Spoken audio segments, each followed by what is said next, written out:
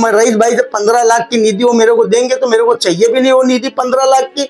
और मैं कोई जो है वो हल्के में नहीं हूँ कि कोई कुछ भी निधि देंगे उसको हम एक्सेप्ट कर लेंगे। और भाई गलत मैसेज क्या, ये काम तो मैं खुद आमदार साहब से ही सीखा। वो भी अपोजिट को बुला बुला के राशन कार्ड बंटवाते, क्या क्या करते हैं अपोजिट को। उनका इलेक्शन है तो हमारा भी इलेक्शन है, हम भी देखते हैं कि भाई क्या है, जो हमारा मेहमान आया तो हम उसका स्वागत करते हैं। आमदार साहब भी हमारे को यही बोले कि हमारी ऑफिस पे जो आया तो मेरे को उसका स्वागत करना पड़ता है, और यही इंसानियत है कि चाहे दोस्त आए दुश्मन आए उसका स्वागत करो। तो एमएलए साहब के बोलने को मैं फॉलो कर रहा हूँ, उन्हीं की बात पे मैं चल रहा हूँ कि भाई हमारे आमदार ने बहुत अच्छा सिखाया। आमदार रईस शेख साहब से जो है आपकी थोड़ा सी नाराजगी है। मसला ये है कि रईस भाई ने मेरे साथ कोई अच्छा करे ना कोई मेरे साथ बुरा करे, और वो ना मेरे साथ कोई अच्छा ही करे कि मैं उनकी तारीफ करूं कि वो मेरे साथ अच्छा ही करे। वो अपनी जगह, मैं अपनी जगह हूं।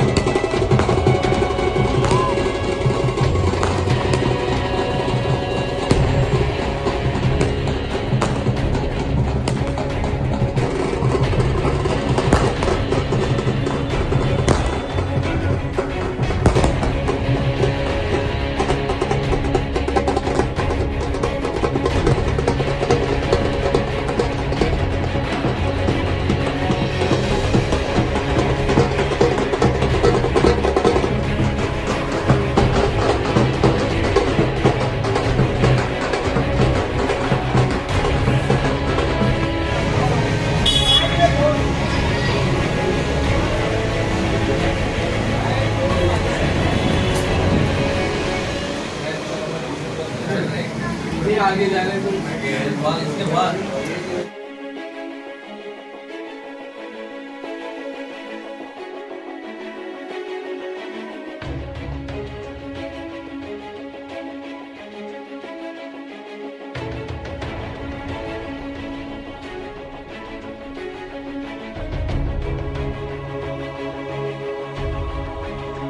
तो क्या आने वाले एमएलए इलेक्शन में आप आमदार साहब को सपोर्ट करेंगे, रईस शेख साहब को, या फिर किसी और को सपोर्ट करेंगे? देखो ये सवाल तो तुमने बहुत ही चुपता हुआ पूछ लिया है, लेकिन उसका जवाब मैं दूंगा कि अभी तो ये वक्त बताएगा कौन किसका साथ देगा, ऊंट किस करवट बदलेगा, कौन किस पार्टी से आएगा, कौन अलायंस से आएगा, कौन समाजवादी से आएगा, कौन एमआईएम से आएगा। रुपेश म्हात्रे साहब से एक नॉर्मली चर्चा हुई, मैं भी फंड लाया। मैं तो 900 करोड़ रुपये का सीधा ब्रिज का ही फंड लेके आया, जो ब्रिज है वहाँ पे अपना कल्याण रोड वाली ब्रिज है, और बहुत सा ब्लॉक का तुम्हारी जामा मस्जिद पास भी ब्लॉक मेरा लगाया हुआ है, और गौसिया मस्जिद पास भी रुपेश म्हात्रे ने ब्लॉक लगाया था। ऐसे उन्होंने अपने बहुत से काम बताए हमको क्या होगा।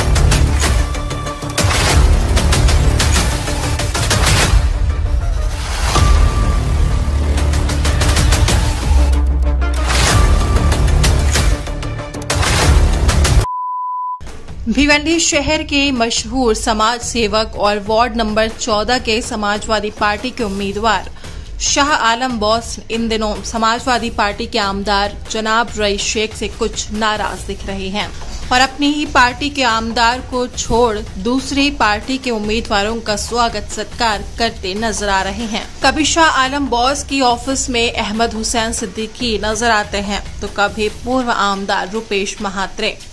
वहीं शाह आलम बॉस के आमदार रईस शेख से नाराजगी अब खुलकर सामने आ रही है। जहां शाह आलम की बातों से ये साफ जाहिर होता है, वहीं अगर ऐसा हुआ तो आमदार रईस शेख की मुश्किलें भी काफी बढ़ सकती हैं, क्योंकि वो अपनी ही पार्टी के लोगों को नाराज कर रहे हैं और उन्हें इसका भारी नुकसान एमएलए इलेक्शन में उठाना पड़ सकता है। आमदार इलेक्शन के करीब आते ही सारे नेताओं द्वारा अब लोगों से मिलने का सिलसिला लगातार जारी है। वहीं कल 8 सितंबर को पूर्व आमदार रुपेश म्हात्रे शाह आलम बॉस के ऑफिस पर आए थे, जहां उनका ढोल नगाड़ों से स्वागत किया गया और उन्होंने चुनाव से जुड़ी कई बातों को रखा।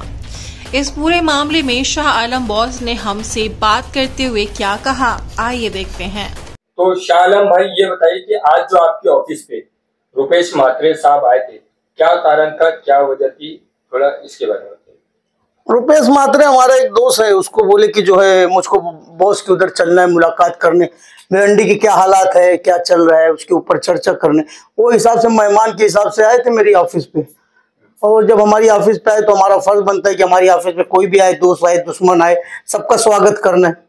इस वो हिसाब से मैं जो है सोशल वर्कर हूँ, मैं वो हिसाब से उनका स्वागत करूँ। तो बॉस, इस तरह जैसे कि ढोल ताशे के साथ में सत्कार करके उनका स्वागत किया गया, तो कहीं ना कहीं आप एमएलए रईस शेख से जुड़े हुए, तो कहीं ना कहीं क्या आपकी उनसे नाराजगी है, क्या है इसके बारे में? नहीं देखो, कैसा है कि ढोल ताशे का जो मसला ये आ रहा है कि इससे पहले भी वो हमारे आमदार रह चुके हैं रुपेश मात्रे, और हमारे बहुत से काम उन्होंने किया है। सामने भी ब्लॉक उन लोगों ने बैठाए थे हमारे बोलने पे, और हमारे पर्सनल काम भी बहुत करे। तो इसलिए वो जब मेरे वहाँ ऑफिस पे पहली बार आए तो मेरा फर्ज बनता था थोड़ा उनको इज्जत अफजाई करने का, तो हिसाब से मैंने उनकी इज्जत अफजाई किया। ऐसा सुनने में आ रहा है कि आमदार रईस शेख साहब से जो है आपकी थोड़ा सी नाराजगी है। नहीं, नाराजगी की कोई वजह नहीं है मेरी रईस भाई से। मसला ये है कि रईस भाई ने मेरे साथ कोई अच्छा करे ना कोई मेरे साथ बुरा करे, तो मैं उसमें अपनी नाराजगी जाहिर करूं कि मेरे साथ कुछ गलत करे, मेरे साथ ये करे, तो मुनासिब भी नहीं होगा। और वो ना मेरे साथ कोई अच्छाई करे कि मैं उनकी तारीफ करूं कि वो मेरे साथ अच्छाई करे। वो अपनी जगह, मैं अपनी जगह हूँ। तो क्या आने वाले एमएलए इलेक्शन में आप आमदार साहब को सपोर्ट करेंगे, रईस शेख साहब को, या फिर किसी और को सपोर्ट करेंगे? देखो, ये सवाल तो तुमने बहुत ही चुपता हुआ पूछ लिया है, लेकिन उसका जवाब मैं दूंगा कि अभी तो ये वक्त बताएगा कौन किसका साथ देगा, ऊंट किस करवट बदलेगा, कौन किस पार्टी से आएगा, कौन अलायंस से आएगा, कौन समाजवादी से आएगा, कौन एमआईएम से आएगा, और हमको किसका साथ देना पड़ेगा।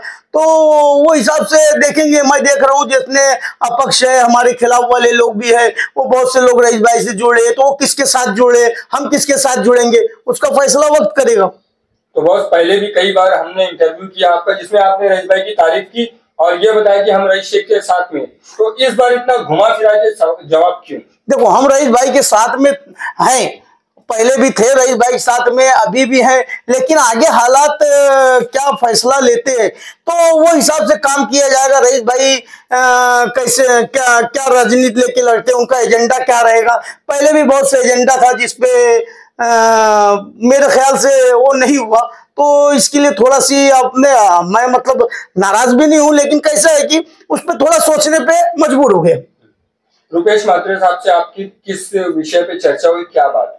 रुपेश मात्रे साहब से एक नॉर्मली चर्चा हुई कि बात है, एमएलए इलेक्शन सामने, तो इस बारे में थोड़ी सी बात हुई। थोड़ी सी बात ये हुई कि इलेक्शन करीब है, मैं भी फंड लाया। मैं तो 900 करोड़ रुपए का सीधा ब्रिज का ही फंड लेके आया, जो ब्रिज है वहां पे अपना कल्याण रोड वाली ब्रिज है, और बहुत सा ब्लॉक का, तुम्हारी जामा मस्जिद पास भी ब्लॉक मेरा लगाया हुआ है, और गौसिया मस्जिद पास भी रुपेश मात्रे ने ब्लॉक लगाया था। ऐसे उन्होंने अपने बहुत से काम बताए हमको कि हमने भी ऐसा ऐसा काम किया है। बॉस, कुल मिला के बात यह है कि जब एमएलए साहब से आप इतने करीबी है, उनका मामला आपका, तो रुपेश मात्रे साहब को बुलाने का क्या मतलब? क्योंकि वो देखा है तो एमएलए साहब के एकदम अपोजिट है ना, अपोजिशन है, तो ये कैसे लोगों में मतलब गलत मैसेज जाएगा? अरे भाई, गलत मैसेज क्या, ये काम तो मैं खुद आमदार साहब से ही सीखा। वो भी अपोजिट को बुला बुला के राशन कार्ड बंटवाते, क्या क्या करते हैं अपोजिट को। उनका इलेक्शन है तो हमारा भी इलेक्शन है, हम भी देखते हैं कि भाई क्या है, जो हमारा मेहमान आया तो हम उसका स्वागत करते हैं। आमदार साहब भी हमारे को यही बोले कि हमारी ऑफिस पे जो आया तो मेरे को उसका स्वागत करना पड़ता है, और यही इंसानियत है कि चाहे दोस्त आए दुश्मन आए उसका स्वागत करो। तो एमएलए साहब के बोलने को मैं फॉलो कर रहा हूँ, उन्हीं की बात पे मैं चल रहा हूँ कि भाई हमारे आमदार ने बहुत अच्छा सिखाया कि जो भी आए उसका स्वागत करो, चाहे दुश्मन आए दोस्त आए। तो वही उन्हीं की सिखाए हुए सबक पे तो मैं चल रहा हूँ, मैं कहाँ अलग से अपने से कुछ इजाद कर रहा हूँ कोई बात। तो बॉस, आपको ऐसा सुनने में आया कि 15 लाख की निधि एमएलए रईस शेख की तरफ से मिली थी, क्या काम था उसमें, क्या इसकी सच्चाई है, थोड़ा इसके बारे में बताइए। नहीं देखो, 15 लाख की निधि मुझको नहीं मिली थी। एक हमारा वार्ड अध्यक्ष है नवाज शेख, समाजवादी का वार्ड अध्यक्ष है, मेरा वार्ड अध्यक्ष नहीं है, समाजवादी की वार्ड अध्यक्ष है वो, और रईस भाई का ही बनाया हुआ वार्ड अध्यक्ष है। उसके नाम पे 15 लाख की निधि आई। मैंने अभी तक रईस भाई से कोई निधि नहीं लिया। मैं जो भी वार्ड में काम कराया हूँ अपने खुद के पैसे से कराया हूँ, और मैं रईस भाई से 15 लाख की निधि वो मेरे को देंगे तो मेरे को चाहिए भी नहीं वो निधि 15 लाख की। और मैं कोई जो है वो हल्के में नहीं हूँ कि कोई कुछ भी निधि देंगे उसको हम एक्सेप्ट कर लेंगे। और लोगों के जैसा आजकल तो लोग 2-5 लाख रुपए में वाटिका में बिक जा रहे, तो वो बात जान दो, उसकी कोई बात ही नहीं है। तो वैसे अपन बिकने वाले में से बिकाऊ नहीं है। जो काम है हमको निधि भी नहीं चाहिए। हमको तो ये था कि भाई हमारे एरिया में कोई काम नहीं हुआ, उस एरिया में अच्छे जितनी भी गटर है, रास्ते हैं, वो सबको उसको बना दो। मेरे को वहां मैं वहां मेरे हाथ में निधि लेके काम कराऊं, क्योंकि मेरे को पैसा लेने की जरूरत नहीं, उसमें से कमीशन खाने की मेरे को जरूरत भी नहीं कि मैं उसमें कराऊं, अपना कुछ बचाऊं। ऐसा नहीं, मैं खुद अपने पैसे से खर्चा करा के बना देता हूँ। जो भी मेरे पास कंप्लेन आता है, जितना मेरे से हो सकता है मैं कर देता हूँ। तो आने वाले दिनों में अगर आपको ऐसा लगे कि आपके वार्ड में जो है काम की जरूरत है, तो क्या फिर भी आप आमदार साहब से निधि नहीं लेंगे? क्योंकि सुनने में आ रहा है कि कई लोगों को उन्होंने जो है निधि दी है और अभी तक के दे रहे हैं। देखो, आगे तो ऐसी उम्मीद नहीं है कि अब निधि मेरे को मिलेगी, और ऐसी उम्मीद भी नहीं है कि मैं मांगूंगा, और ऐसी उम्मीद भी नहीं है कि मैं मांगूंगा तो वो देंगे, और ऐसी उम्मीद भी नहीं कि उनकी निधि से अब काम होगा, क्योंकि आगे चल के आचार संहिता लगने वाला है। ऐसे भी निधि का वर्कआउट मिलेगा नहीं तो अपना कुछ काम भी नहीं होगा, और न मुझे चाहिए, आज तक नहीं चाहिए, तो अभी क्या चाहिए निधि? मेरे को क्या जरूरत है निधि की? बहुत एक आखिरी सवाल, क्या आने वाले दिनों में आप समाजवादी पार्टी से नगर सेवक का इलेक्शन कॉन्टेस्ट करेंगे या किसी दूसरी पार्टी से? देखो, इलेक्शन जो है अभी तो बहुत दूर की बात है, कब इलेक्शन आएगा। लेकिन हमारे आसिम भाई, अबू आसिम आजमी साहब, जिनको हम फॉलो करते हैं, जिनकी बहुत इज्जत करते हैं, और अगर उन्होंने टिकट दिया मुझे तो मैं तो उसी पार्टी से लड़ूंगा, समाजवादी पार्टी से। कोई दूसरी पार्टी में जाने का सवाल ही नहीं पैदा होता है। हाँ, अगर आसिम भाई नहीं दिए तो फिर वो हमारा पर्सनल मामला है, लड़ेंगे नहीं लड़ेंगे क्या है, वो वक्त पे फैसला किया जाएगा। लेकिन लड़ना तो है ही, लड़ेंगे तो है। बाकी जो भी पार्टी से लड़ेंगे, फिर वक्त हमारा रुझान समाजवादी पार्टी से।